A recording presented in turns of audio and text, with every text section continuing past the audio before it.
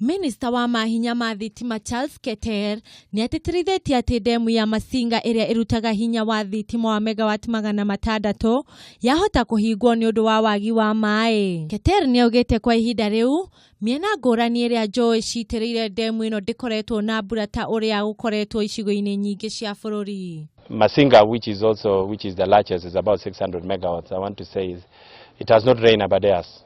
We may be seeing rains here.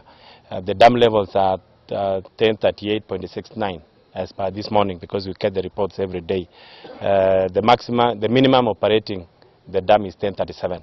So we have 1 meter, but we hope yesterday to rain there so that we can build our dam levels. No na kuhana uguo nioritie a Kenya matigakorwo na haho akiuga demu ingi ire na maai ma kuruta mahinya ma thitima. We have 3 hydro dams. The ndemu-ini, which is operating right now very well.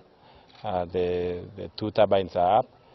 Tarkwell is operating also very well. Ndemu-ini is about 40 megawatts, but the maximum is 80. 1 turbine is out for maintenance until Monday. Akiaria ihinda-ini o riu Senator wa Narok Ledama Olekina na murunawe wa Nyeri ni maugire ni mekurutithania wira na thirikari kuona a Kenya othe ni magunika na mahinya ma thitima.